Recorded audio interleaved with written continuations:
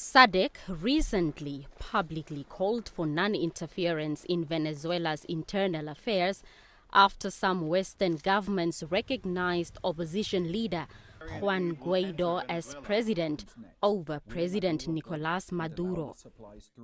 Foreign forces are trying to create destabilization in the country, and one of the topics that I discussed with Mr. President Hage Geingob was to thank, on behalf of the government, of the constitutional president Nicolás Maduro and the people of Venezuela, to the president of Namibia, and also to the president of Namibia as chairperson of the SADC for the strong and brave support, not only to the government of Venezuela and the people. I think the support is also to the democratic institution in Venezuela and to support the truth. Because as you know, President Nicolás Maduro last year, he was elected with more than 67% of the voters in a process where more than almost 10 million of Venezuelans participated in these elections. We received international observers around the world, including the African Union. They sent a delegation, and all of them participated in the electoral process, and they validated the results.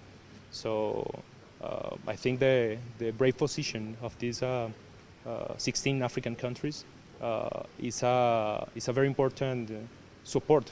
Despite the economic blockade imposed on Venezuela by the U.S., the new head of mission says his government is doing all it can to mitigate this impact on ordinary citizens. And according to different surveys, we have lost in the last few years more than $30 billion in our economy. So please tell me which country in the world can resist an impact in their economy with such as a very, I would say, criminal blockade and against our financial institutions, against our oil industry.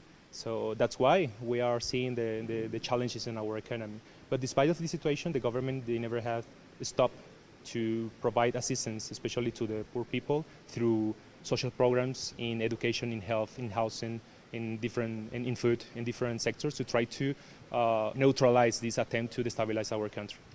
Meanwhile, 3 other heads of mission also presented their letters of credence to President Geingob.